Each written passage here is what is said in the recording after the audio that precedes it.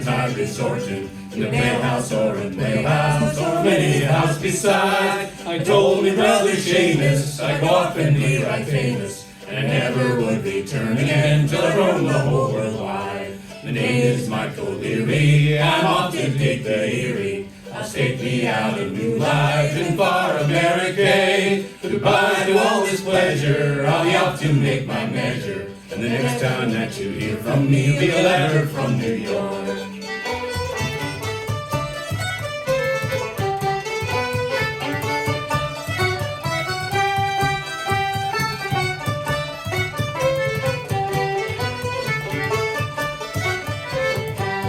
Goodbye to all the girls at home, I'm going far across the phone. Try to make me fortune in far Americay. I'll leave my home in Cork to dig a ditch across New York. When I shall return again, I never more will say. My name is Michael Erie, I'm off to dig the Erie. I'll stake me out a new life in far Americay. Goodbye to all this pleasure, I'll be off to make my measure. The next time that you hear from me will be a letter from New York.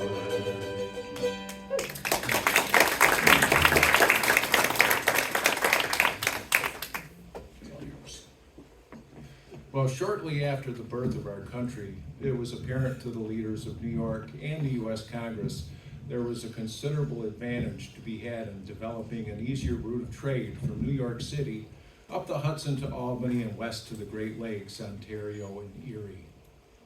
The idea of a canal connecting the Hudson to the Great Lakes was born shortly after the Revolution, but the pressing issues of a new government, the War of 1812, delayed action.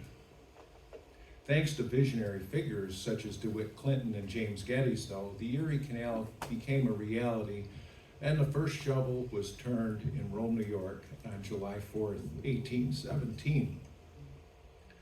Now imagine digging a ditch 4 feet deep, 40 feet wide, and if you want to get a visual of that, see the purple line on the wall there, where I'm pointing over here? Starts where Sue is and goes all the way to the back of the room. That's the width of the original canal, and the 4 feet is the depth you see. A cross section. And it was only 363 miles long. So, hard to envision that without the use of today's heavy construction equipment. And labor was available locally from nearby farms, towns, and villages. More was needed, and it was apparent that we'd have to recruit immigrant labor. So the canal planners looked across the Atlantic to Ireland. A fellow named Canvas White of Whitestown, New York, an engineer as it would have been known in the day, traveled to England, and he studied the construction and methods of the canals by walking over 2,000 miles of these canals. In his travels, he came across J.J. McShane, a former prize fighter and canal contractor from Tipperary, Ireland.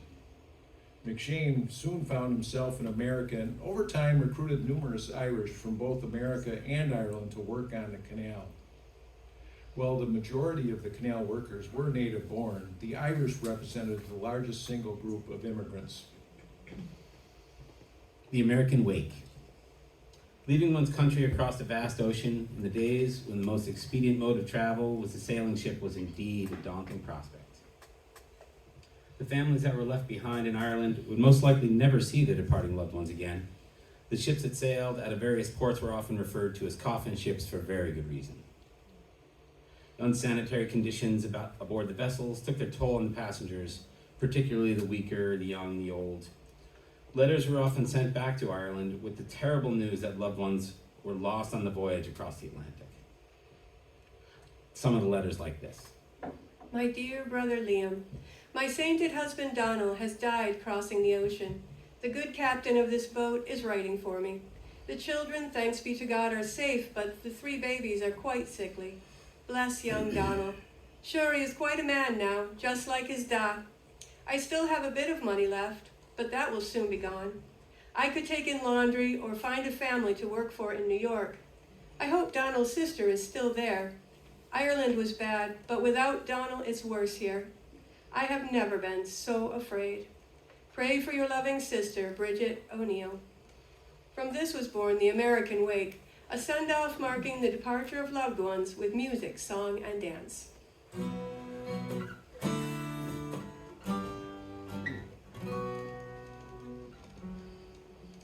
Farewell to the groves of shillelagh and the shamrocks. Farewell to the girls of old Ireland all round. And may their hearts be as merry as e'er they could wish for. As far away o'er the ocean I am bound. My father is old and my mother's right feeble. To leave their own country it would grieve their hearts sore. Oh, the tears down their cheeks, in great floods they are rolling. To think that I must die upon some foreign shore. But what matters to me, where my bones they may lie buried, if in peace and contentment I can spend my life. The green fields of Americay, they daily are calling.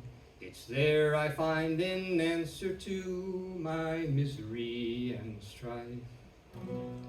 So pack up your sea stores now, consider it no longer. $10 a week isn't very bad pay.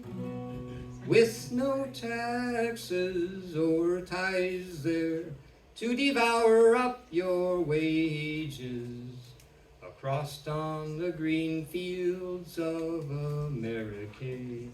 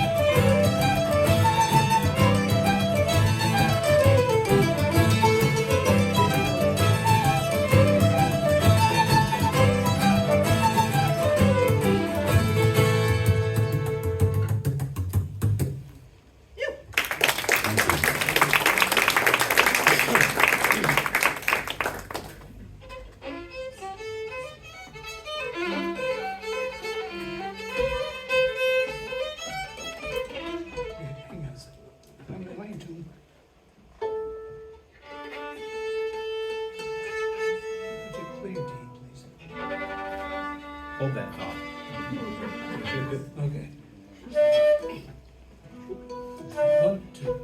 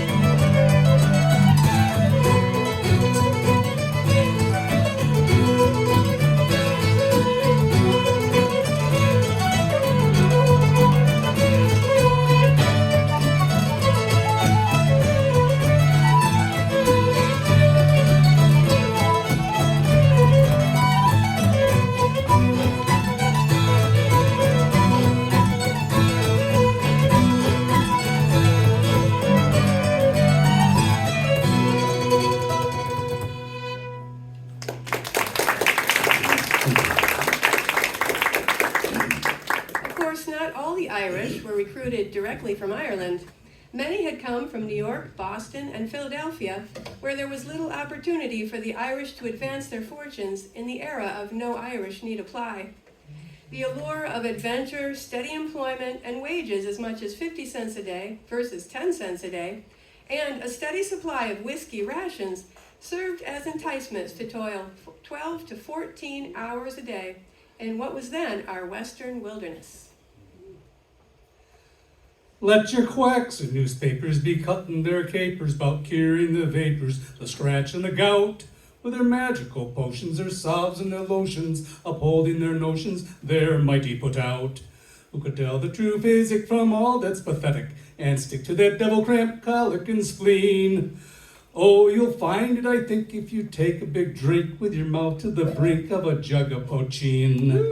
So stick to the crane, you're the best thing in nature, for sinking your sorrows and raising your joys. Oh, what bother moderation, no dose in the nation can give consolation like whiskey, me boys. While a child in the cradle, me nurse with her ladle was filling her mouth with a notion of pep. When a drop from the bottle fell into me throttle, I capered and scrambled clear out of her lap. On the floor I lay crawling and screaming and bawling, till father and mother were brought to the fore. All sobbing and sighing, they thought I was dying. Oh, but they found I was only a-crying for more. So stick to the craig, you're the best thing in nature, forsaking your sorrows and praising your joys. Oh Lord, how they chuckle and babes in their truckles could only suckle on whiskey, me boys. Through my youthful aggression, through times of depression, me childhood's impressions still clung to me mind. When at school or at college, them places of knowledge, I never could go till with whiskey combined. And as ever I'm growing, time's ever bestowing on Aaron's potation that flavor so fine. And howe'er they may lecture on Jove and his nectar, itself is the only true liquid divine. So stick to the craig, you're the best thing in nature, forsaking your sorrows and raising your joys. Oh Lord, it's the right thing for courting and fighting. There's not so exciting as whiskey, me boys. While digging the Erie, our lives they were dreary, our bodies were weary with our daily toil. We're picking and shoveling and hacking and pulling those rocks and the trees from New York State soil. At the end of our labor, we get us the flavor of Aaron's old flavor, that whiskey so fine. Our hearts would be pining, we'd soon set the singing and forget all our troubles with whiskey divine. So stick to the craig, you're the best thing in nature, forsaking your sorrows and raising your joys. From a jar or a kettle, it'll give you the mettle, so drink up your bottles of whiskey, boys. Come guess me this riddle, what beats, pipes, and fiddle, what's hotter than mustard and milder than cream? What best wets your whistle, what's clearer than crystal, what's sweeter than honey and stronger than steam? What'll make the dumb talk, what'll make the lame walk, the elixir of life and philosopher's stone? Oh, what helped DeWitt Clinton to dig the old Erie? Sure, 'twas whiskey, me boys, from Utica, New York. So stick to the craig, you're the best thing in nature, forsaking your sorrows and raising your joys. Oh, the Lord, it's no wonder if lightning and thunder weren't made from the plunder of whiskey, me boys.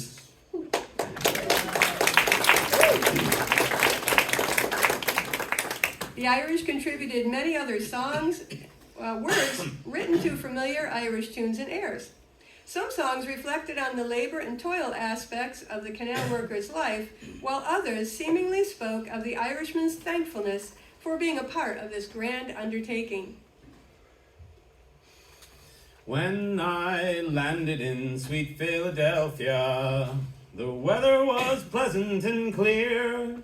Well, I did not stay long in that city, and quickly I shall let you hear. For I did not stay long in that city, for it happened to be in the fall. I ne'er reefed a sail in my rigging, till I anchored upon the canal. So fare thee well, father and mother, and likewise old Ireland too. And fare thee well, sister and brother, so kindly I'll bid you adieu. When I came to this wonderful empire, it filled me with the greatest surprise to see such a grand undertaking. All the likes I ne'er opened my eyes to see a full 1,000 brave fellows at work among mountains so tall, to dig through the valleys so level, through rocks for to cut a canal. So fare thee well, father and mother, and likewise old Ireland too. And fare thee well, sister and brother, so kindly I'll bid you adieu. Well, I hired with them for a season, my monthly pay for to draw, and being in very good humor, I often sang Erin Go Bra. Our provision it was very plenty, to complain we no reason at all. I had money in every pocket, while working upon the canal. So fare thee well, father and mother, and likewise old Ireland too. And fare thee well, sister and brother, so kindly I'll bid you adieu. Well, I learned to be very handy, to use both the shovel and spade. I'd learned the whole art of canaling, I think it an excellent trade. Well, I learned to be very handy, although I was not very tall. I could handle the sprig of shillelagh with the best man on the canal. So fare thee well, father and mother, and likewise of Ireland too. And fare thee well, sister and brother, so kindly I'll bid you adieu. At night we'd all rest from our labors, be sure but our rent is all paid. We lay down our picks and our shovels, and likewise our axe and our spade. Playing music and joking together, with nothing our minds to enthrall. If there's happiness so in this wide world, I am sure it is on the canal. So fare thee well, father and mother, and likewise of Ireland too. And fare thee well, sister and brother, so kindly I'll bid you adieu. And fare thee well, father and mother, and likewise of Ireland too. And fare thee well, sister and brother, so kindly I'll bid you adieu. Thank you. Nice to see so many singing along.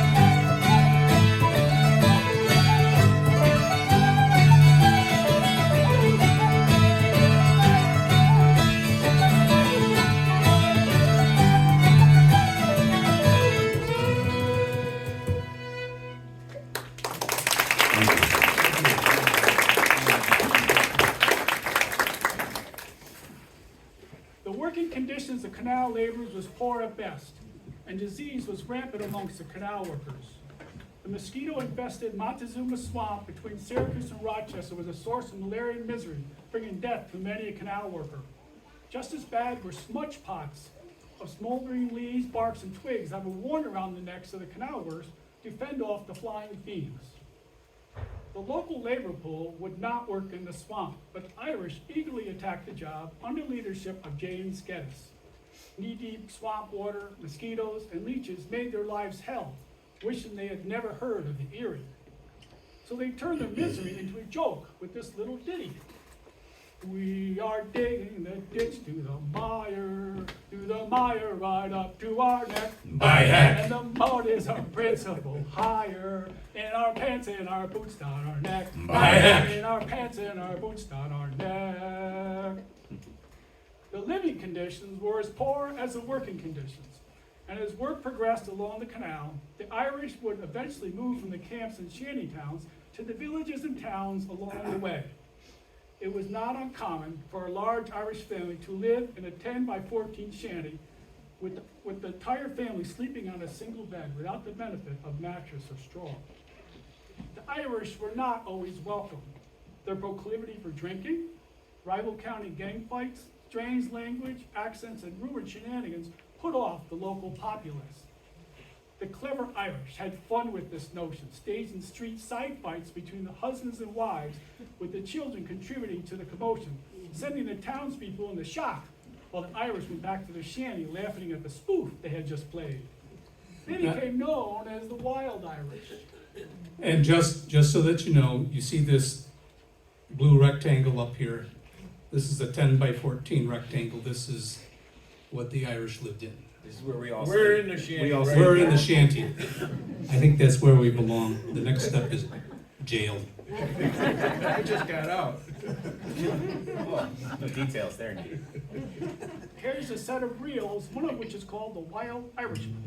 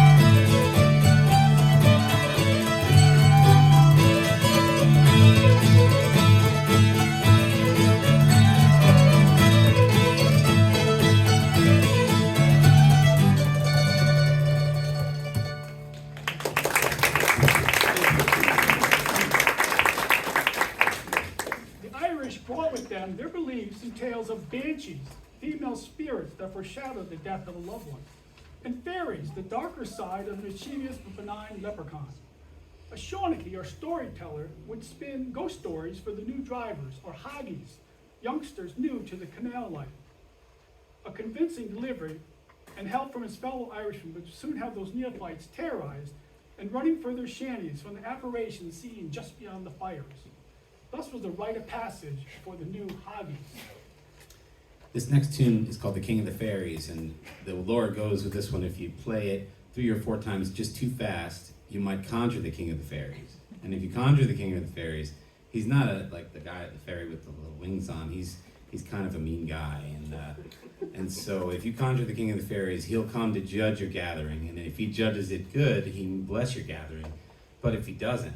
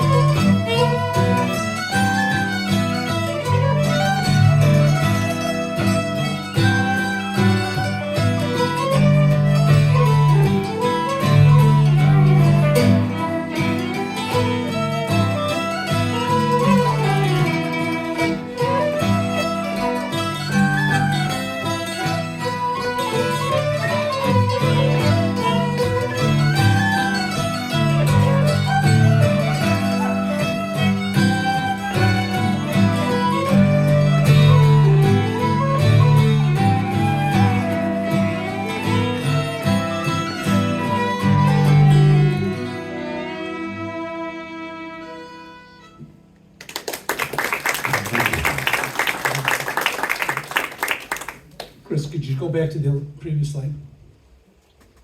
That image there, not the words, it's the image. That is an actual statue that was going to be placed in the town square in the village of Lisdoon Varna. I don't know if anybody has ever been to Lisdoon Varna. where they do matchmaking. Well, yeah, that's the exact place. And actually, I think it was Ennis-Stuyman. Actually, it was Ennis-Stuyman. It was one of those Wild Atlantic Way cities. But there was a lot of public disapproval of that puka that's to be in their village square. So they thought it'd be left better off someplace in the middle of the burn. I don't know if anybody knows where the burn is, but it's a wild wilderness place, and that's where the half-horse, half-man puka ended up, is out in the burn instead of racing the streets of Ennis-Stuyman. So I think when I envisioned the King of the Fairies, that's my nightmare right there. Maybe we can get him here at the Irish Center. They'll do a little talk. Now back to our program. The Hoggy was the lowest man in the canal pecking order. Often these were boys as young as 14 years whose job was to lead the mules along the towpath in 10 to 12-hour shifts, day and night, in all kinds of weather. When not accommodated on boats, they would often sleep in the stables with the mules and the horses. They were poorly treated by the boat crews and the townspeople alike, being the target of taunts like this. Hockey on the towpath, 5 cents a day, picking up horse balls to eat along the way. Hockey on the towpath, don't know what to say, walks behind the mules behind the livelong day.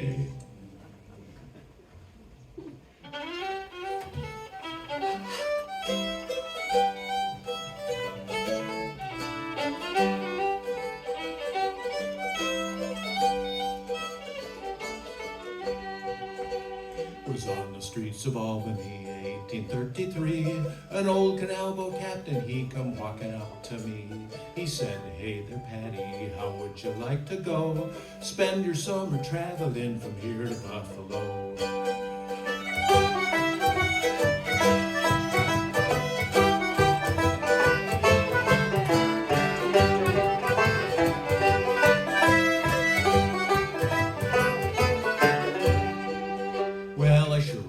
Job, oh Captain, I did say, but going with you to Buffalo, it depends upon the pay.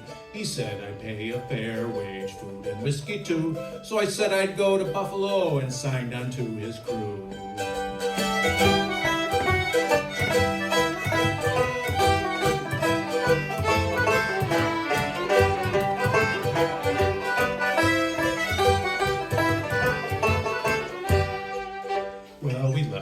Of Albany, 'twas nearly break of day.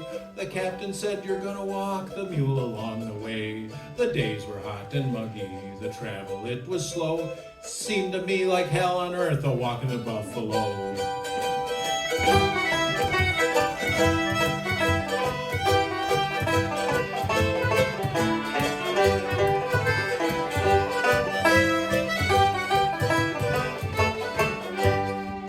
Well, at dusk we docked a boat, we put the mule up for the night. We'd eat our beans for supper beside the fading light. The captain poured the whiskey, then we'd have a song or two. Then we'd drink ourselves to sleep, 'cause there was nothing else to do.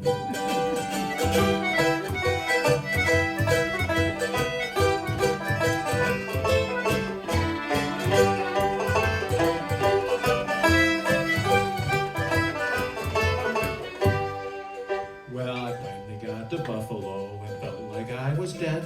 I asked the captain for my pay, and this is what he said: "Son, you drank up all your pay, be on your way and go." Oh, I wasted that one summer walking to Buffalo.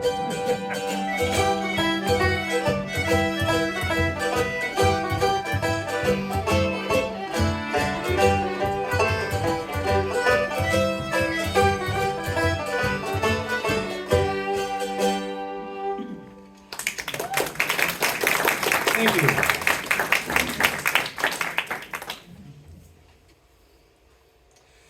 An immigrant's perspective. Pádraig Cúndún. Around 1825, tenant farmer Pádraig Cúndún of Ballymakota, County Cork, having faced crop failures and potential eviction, uprooted his family and sailed to America. Cúndún had relatives in Deerfield, New York, a town just north of the city of Utica on the Erie Canal. He soon found work on the canal. As he lived near cousins in the Deerfield Hills, it was a considerable distance from along a hard route at the time. He stayed in boarding houses during his working days. The boarding house must have been a challenge for Cúndún, as his only language was the Irish language. Though Cúndún had no formal education, he could read and write in the Irish language. Indeed, he wrote poems, some of which were set to Irish airs of the day for the amusement of friends and neighbors in Ballymakota. He continued that practice in his new home in America, but only after paying off his farm on Deerfield Hill. He wrote to his friends and neighbors in Ireland of his experiences in America, good and bad, why he had left Ireland, and how he missed his country. In his letter, December 17th, 1834, to but tall and supple. I tell you that myself, my wife, and my children are without lack of food, clothing, or health. None of my number is in the least want. Thanks be to God for it. Give our greetings to your mother. Tell her not to be worried about us, for we were never half as well off as we are now. I would have addressed this letter in her name, except that I was afraid she might have died. She was very cast down when we were leaving Ireland, and I am not surprised by that, for I myself was cast down, but what could I do? I had seen strong and mighty men clothed in rags at work for their masters on rented land, often without even their fill of shriveled potatoes to eat. I told myself I would die before I put up with that, and I decided to come here. I now own outright a fine farm of land. No one can demand rent of me. My family and I can eat our fill of bread and meat, butter and milk, any day we like throughout the year. And thus I think it is better to be as we are than to have stayed in Ireland without land, without independence, without food, without clothing. It is very helpful where we live. We have a long, hard winter, but we have enough fire. The ground is hidden by snow from Christmas to St. Patrick's Day. The weather clears then, so that by May Day you can go knee-deep in green grass and clover. And from his poem, The Western Lands. And I'm not going to read the Irish bit, I haven't practiced it. So, from here to Ireland, I send to you 101 farewells to relations and neighbors. Though I won't ever see any of you again, I shall never forget you, living or dead. Pádraig Cúndún died in 1857 at 80 years of age and is buried in St. Agnes Cemetery here in Utica. He had 11 children, and he only came over here at age 50 with 4 of them. So you do the math, he was a busy man. His writings from America to his Irish friends and neighbors are considered among the most important correspondence in the Irish language during the pre-famine era. The Wedding of the Waters. The Erie Canal was completed on October 26, 1825. Celebrations ensued all along the canal, complete with successive cannon fire in various locations along the waterway from Buffalo to New York City. The cannon salute took 90 minutes to complete. Governor DeWitt Clinton boarded the Seneca Chief and set sail for New York City, and upon his arrival in New York, on November 4th, Governor Clinton emptied a barrel of Lake Erie water into the harbor, signifying the wedding of the waters. Did anybody here get to actually stand on the Seneca Chief as it went down the canal? That was incredible, wasn't it?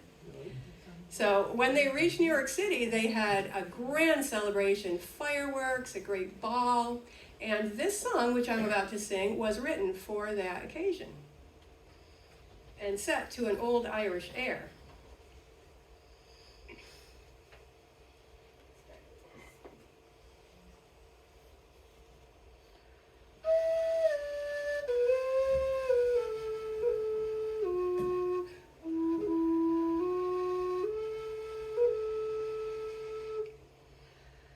There is not in this wide world a valley so sweet as that vale in whose bosom the bright waters meet. Oh, the last rays of feeling and life must depart ere the bloom of that valley shall fade from my heart, ere the bloom of that valley shall fade from my heart. Let the day be remembered forever with pride that beheld the proud Hudson and Erie be a light. Oh, the last sand of time from its glass shall descend, ere a union so fruitful of glory shall end, ere a union so fruitful of glory shall end. Yet it is not that wealth now enriches the scene, where the treasures of art and of nature convene. 'Tis not that this union our coffers may fill. Oh no, it is something more exquisite still. Oh no, it is something more exquisite still. 'Tis that genius has triumphed and science prevailed, where prejudice flouted and envy assailed. It is that the vessels of Europe may see the progress of mind in a land that is free, the progress of mind in a land that is free.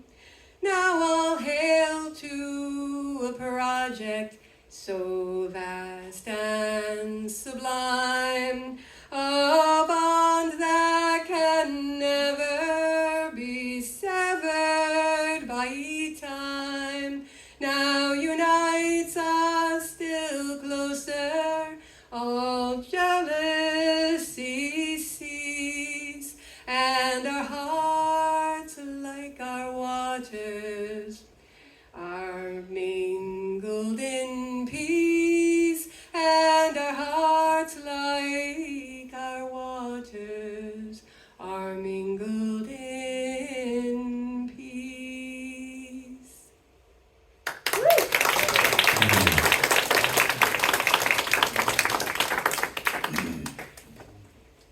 The impact of the Erie Canal on the growth of New York State cannot be overstated. Prior to its construction, Philadelphia was considered the economic and trade hub of the new country. But after its construction, New York City quickly rose to prominence. Within 15 years of the canal's opening, New York was the busiest port in America, moving tonnages greater than Boston, Baltimore, and New Orleans combined. Towns all along the canal route seemingly transformed overnight from outposts to major cities. Between 1820 and 1850, the population of Rochester multiplied by more than 20 times, from 1,500 to 36,000. Buffalo, a trading post struggling to become a village in 1815, quickly became a leading port to points in the Midwest. Thousands of European immigrants arriving in New York in the mid-1800s found their way to the old Northwest, Michigan, Ohio, Illinois, via the Erie Canal. While the Irish assimilated into the fabric of the boomtowns along the canal, they overcame the prejudices held against them and rose into prominence in many walks of life, ranging from politics to industry to arts and education. This sudden growth would naturally give rise to certain folk heroes and legends up and down the Erie waters. Arising out of the eastern end of the canal in its latter days was Paddy Ryan, of bare-knuckle boxing fame. Paddy came from County Tipperary in Ireland with his parents when he was 8 years old. His first encounter with the canal was when he was 12, when he reportedly jumped into the canal to save a young girl from drowning in that 4 feet deep water. Soon after, he became a lock tender, and that's where he developed the broad shoulders, pushing those doors open and closed. And a logical progression from there was to saloon owner. He was the type of man who could handle the ruffians. Well, he was noticed by another Irishman, Jake Killoran, who was the athletic director at RPI.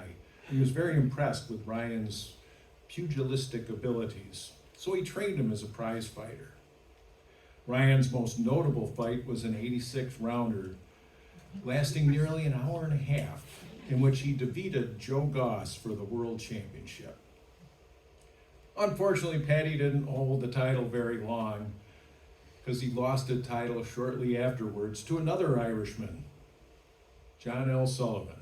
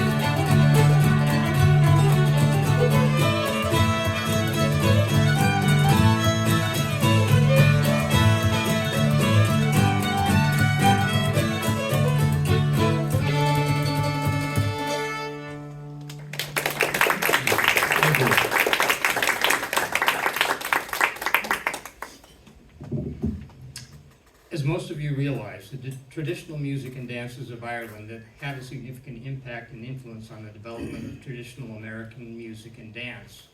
The first three tunes we played in this program should sound as familiar to many non-musicians as Happy Birthday, having been used in many films, especially John Wayne films such as The Quiet Man and The Rio Grande. The set dances of the Irish with four couples in a square are the forerunners of the American square dance, and the Virginia reel line dance is the same dance as the Irish haymaker's jig. The songs and ballads of the Irish and Scots-Irish made their way across the Atlantic through the Canadian Maritime, New England, New York, and into the Appalachian ballad tradition. One such ballad, The Unfortunate Rake, in Ireland, became the basis for a popular country western song called The Streets of Laredo, made popular by Marty Robbins, among others. When I was a-walking down by the loch, as I was a-walking one morning of late, who should I spy but my own dear comrade, wrapped up in flannel, so hard was his fate. I boldly stepped up to and kindly did ask him, why are you wrapped in flannel so white? Well, my body is injured and sadly disordered, all by a young woman, my own heart's delight. And had she but told me when she disordered me, had she but told me of it at the time, oh, I might have got salt sore, pills of white mercury. Now I'm cut down in the height of my prime. Yet 6 pretty maidens to carry my coffin, 6 pretty maidens to bear up my pall, and give to each of them bunches of roses, that they may not smell me as they go along. Thank you. That's the Irish too. Here's the cowboy version. As I walked out on the streets of Laredo, I walked out on Laredo one day, spied a young cowboy wrapped in white linen, wrapped in white linen, cold as the clay. I see by your outfit that you are a cowboy. These words he spoke as I boldly walked by. Come sit down beside me, hear my sad story. I'm shot in the breast, I know I will die. Bang the drum slowly and play the fife lowly. Play the dead march as they carry me on. Put bunches of roses over my coffin. The roses will deaden the clouds as they fall. Once in a saddle I used to go dashing. Once in a saddle I used to go gay.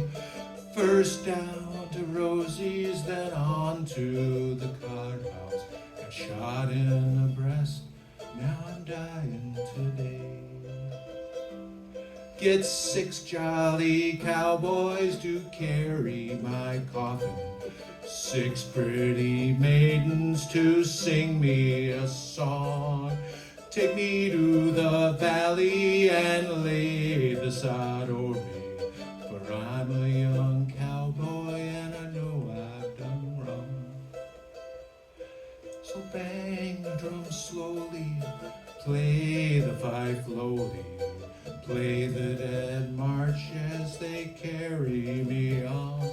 Put bunches of roses over my coffin.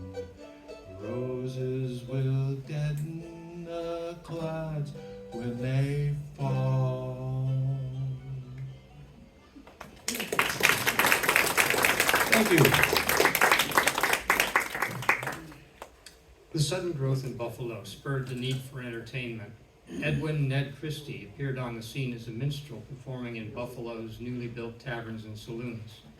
He went on to form the Christie's Minstrels, employing an Irish fiddler named Richard Hooley. The Christies went on to appear in New York City and across the South, and they specialized in the music of Stephen Foster.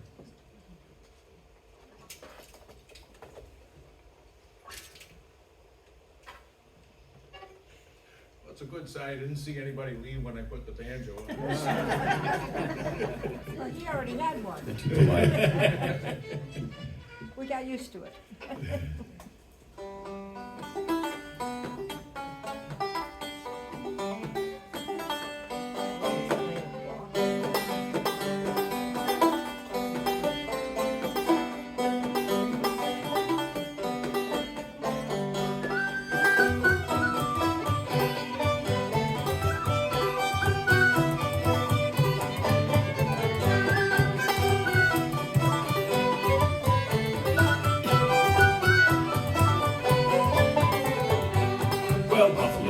won't you come out tonight, come out tonight, come out tonight. Buffalo gals, won't you come out tonight, dance by the light of the moon. As I was walking down the street, down the street, down the street, pretty little gal I chanced to meet, oh, she looked good to me.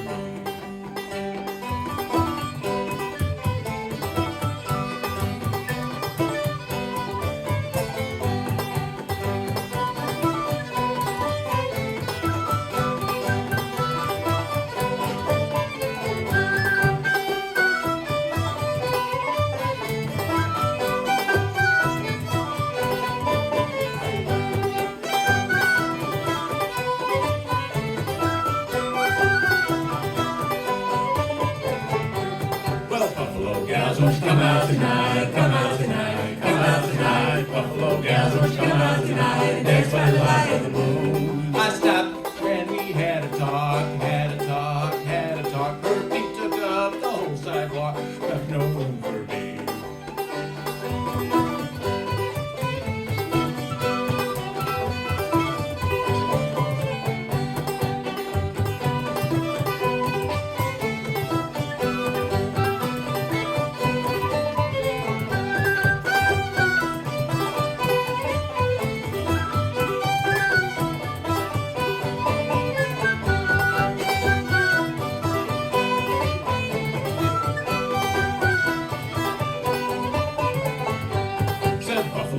Won't you come out tonight, come out tonight, come out tonight. Buffalo gals, won't you come out tonight, dance by the light of the moon. I asked her if she'd have a dance, have a dance, have a dance. Thought that I might take a chance to shake a leg with her. Said Buffalo Gals, won't you come out tonight, come out tonight, come out tonight. Buffalo gals, won't you come out tonight, dance by the light of the moon. one more. Buffalo gals, won't you come out tonight, come out tonight, come out tonight. Buffalo gals, won't you come out tonight, dance by the light of the moon.